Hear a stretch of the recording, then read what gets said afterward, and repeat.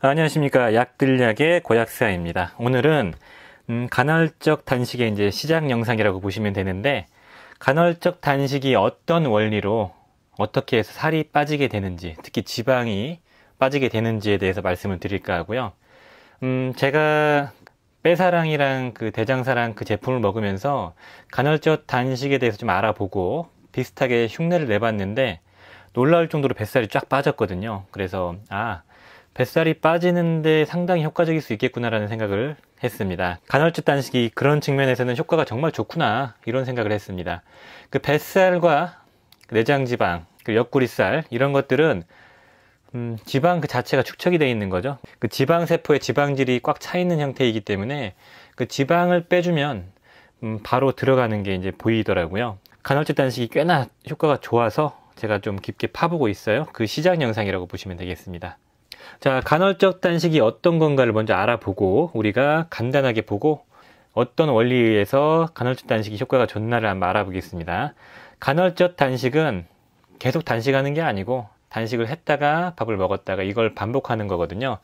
그 TV에서 나와가지고 많이 알려져 있는 것 같더라고요. 저도 이제 그 이후에 알았기 때문에 이론적 배경을 좀 이해하다 보면은 꽤나 확실한 이유가 있었습니다.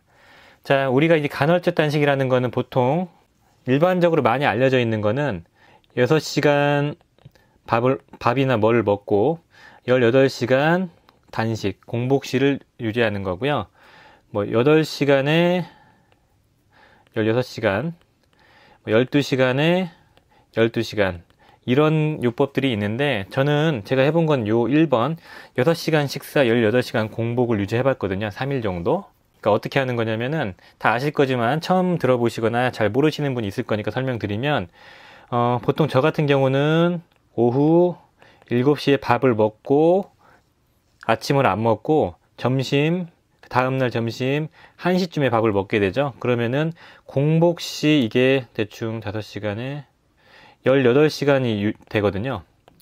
18시간 동안 밥을 아예 안 먹죠. 이때 우리가 지방이 쫙 빠지는 겁니다. 이 시간이 되게 중요해요. 그래서 최소 12시간인데 이 시간이 중요한 건 뒤에서 알려드릴 거고요. 8시간, 16시간, 12시간, 12시간은 12시간 동안 먹고 12시간 동안 굶는 겁니다. 아무튼 그 간헐적 단식의 장점은 우리가 쉽게 살을 뺄 수 있고요. 그리고 쉽게 도전할 수 있는 거죠. 보통 아침을 굶어버리고 간식을 절대 안 먹어야 되는데 간식을 안 먹으면 간헐적 단식이 되는 겁니다. 그리고 혹은 뭐 5대2 단식이 있더라고요. 이거는 뭐 별거 아니고 월, 화, 수, 목, 금, 토, 일 이랬으면 사이사이 화, 목 정도를 아예 굶어버리는 거예요. 그래서 5일은 잘 먹고 이틀은 쉬는 이런 단식이거든요. 개인적으로 하루를 다 쉬는 건 저는 되게 힘들 것 같아가지고 해보시면 아시겠지만 혈당이 조절이 안 되니까 배고픔을 많이 느끼거든요. 이 배고픔을 느끼는 거는 렙틴과 그렐린이라는 그 호르몬의 영향을 받고 그것도 인슐린과의 영향 때문에 그런데 이 호르몬과의 관계는 제가 다음 영상에서 한번 준비를 해보겠습니다.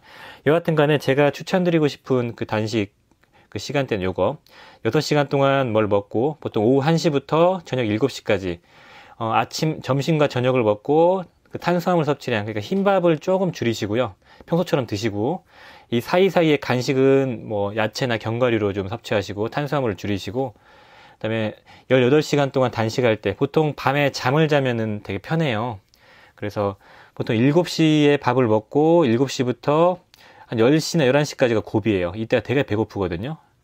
보통 11시까지만 잘 참으시면은 자고 일어나면 8시간, 뭐 7시간 자잖아요. 자고 일어나면 아침에 당분간 또 괜찮습니다. 그러다가 활동하면 또 배고파지거든요. 그래서 그 다음날 오전 한 10시부터 11시까지가 고비거든요. 이 고비만 잘 넘기시면 물을 드시든, 그러니까 탄수화물이나 당은 절대 드시면 안 돼요. 이때.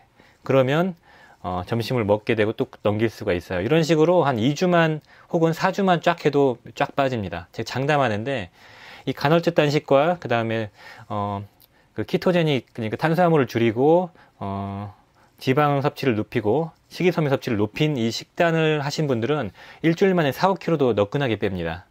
그러니까 그렇게까지 하라고 말씀드리고 싶지는 않아요. 몸에 분명히 해가 갈 거거든요. 그러니까 그냥 자연스러운 간헐적 단식을 하시면 좋을 것 같아요. 너무 썰이 길어졌네요. 일단은 간헐적 단식은 6대 18 뭐 8대 16, 12대 12 이렇게 시간을 나눠가지고 좀 공복실을 장기간 유지하는 겁니다. 이 장기간 유지할 때 왜 우리가 살이 빠지나 이걸 알아야지 우리가 장기간 공복실 유지하는 데 도움이 될 건데, 그걸 생각해 보려면 되게 간단합니다. 여기 보시면 우리가 이제 그 이자에 있는 그 췌장에 있는 랑게란스섬이라는 여기가 있거든요. 여기에 이 세포, 베타셀과 알파, 그러니까 B세포와 A세포가 있는데 인슐린과 글루카곤이 분비가 돼요. 이 인슐린과 글루카곤이라는 이 호르몬이 살을 빼고 찌우는 핵심 역할을 합니다. 그래서 우리가 집중해야 될 부분은 요 인슐린, 이 글루카곤에 집중하시면 돼요. 인슐린이 나오면 인슐린이 하는 역할은 제가 몇 번 말씀드렸습니다. 인슐린 저항성 이렇게 해서 말씀을 드렸는데, 세포로 포도당을 끌어오면서 포도당을 쓰게 만들어주고, 그 다음에 남는 포도당들은 지방으로 전환시켜줍니다. 그러니까 지방으로 전환시켜주는 호르몬이라고 보시면 돼요. 그리고 글루카곤은 그 반대입니다. 당을 몸에 저장되어 있는 당을 밖으로 끌어오고요. 그리고 세포에 저장되어 있는 걸 끌어오고, 그리고 지방을 태웁니다. 그게 글루카곤이에요. 그러니까 우리가 에너지가 좀 부족할 때 글루카곤이 나오면서 혈중 당을 유지해 주거든요. 그렇기 때문에 우리가 집중해야 될 거는 뭐 성장 호르몬, 렙틴, 그렐린 같은 식욕 촉진, 식욕 억제 호르몬도 있지만 가장 기본은 인슐린과 이 글루카곤 호르몬에 집중하시면 됩니다. 자, 이제 호르몬에서 이제 글루카곤과 인슐린이 하는 역할을 한번 알아보겠습니다. 인슐린이 우세가 된다. 우리 신체 내에서 인슐린이 우세가 된다. 이거는 보통 밥을 먹었을 때예요. 탄수화물 섭취했을 때는 인슐린 분비량이 확 늘어나거든요. 왜냐면은 몸으로 당이 들어왔기 때문에, 탄수화물이 당이거든요. 당이 들어왔기 때문에 그 당을 빨리 소모를 시켜야 되기 때문에 당 소모와 당을 합성해서 글라이코겐이라는 이 당 결합물로 전환시켜서 간이나 세포에 저장을 하고요. 지방을 합성시킨다. 이게 이제 뱃살을 나오게 하는 주 원인입니다. 그래서 인슐린이 뱃살을 만드는 호르몬 이렇게 보시면 됩니다. 그 단백질 합성을 촉진시킨다. 우리가 그래서 간헐적 단식을 하면은 단백질이 빠진다 이렇게 알고 있죠. 맞는 얘기고요. 자, 글루카곤이 우세가 된다. 글루카곤은 보통 배고플 때, 위기 상황, 그리고 혈중에 있는 당 수치가 떨어졌을 때죠. 글라이코제놀라이시스, 그러니까 글라이코겐이라는 당을 모아놓은 그 물질을 당으로 전환시켜가지고 혈중 당 수치를 높여주는 거. 글루코네오제네시스, 이거는 단백질을 분해해가지고 당으로 전환시키는 거. 케토제네시스, 이거는 지방을 분해해가지고 지방을 에너지로 쓰는 겁니다. 그래서 여기 이 케토제네시스 때문에 우리가 지방이 태워지는 거예요. 그래서 밑에를 보시면 인슐린이 나오면은 근육 쪽으로 단백질을 축적하고 이 지방세포, 아디포스 티슈로 지방을 축적합니다. 인슐린이 하는 역할이고, 간으로 글라이코겐, 탄수화물 그 덩어리를 여기다가 축적을 하죠. 그리고 글루카곤이라는 호르몬이 나오면 그 반대 역할을 합니다. 간에서 당을 빼고, 근육에 있는 단백질을 빼고, 지방에 있는, 지방세포에 있는 지방을 뺍니다. 그러니까 글루카곤이 우리 몸에서 활성화되도록 우리는 항상 몸 상태를 만들어야지 살이 빠지는 거예요. 더불어서 근육도 빠지죠. 그러니까 이때 어떻게 해야 되냐는 제가 다음 영상에서 말씀드릴게요. 근육보다는 지방을 더 태우는 쪽으로 우리가 촉진을 시켜야 되는데, 그때 필요한 영양소들이 있거든요. 그리고 파셔야 될 것들이 있는데, 그거는 다음이나 다다음 영상에서 디테일하게 설명을 한번 드릴게요. 자, 그래서 일반적인 어떤 메커니즘을 보면은 우리 몸에서 당 수치가 올라가면은 여기 아까 이자 췌장에서 인슐린이 분비가 되고, 인슐린이 분비가 되면은 그 당을 간으로 보내가지고 간에다 저장을 하고, 그리고 세포에서 소모시키고 지방세포로 지방을 축전시킨다 이렇게 말씀을 드렸던 거고요. 반대로 글루카곤은 그 반대의 역할을 하죠. 블러드 글루코스, 그러니까 혈중 당 수치가 떨어지면 여기에선 신호를 받고, 이게 이제 네거티브 피드백이라고 해서 서로 이렇게 항상성을 유지하기 위해서 조절을 하는 겁니다. 그래서 글루카곤이 나오고, 글루카곤이 나오면 포도당이 글라이코겐 형식으로 당에 저장되어 있는 걸 밖으로 뿌려주고요. 그리고 근육에 있는 단백질도 뿌려주고, 지방세포에 있는 지방도 뿌려줍니다.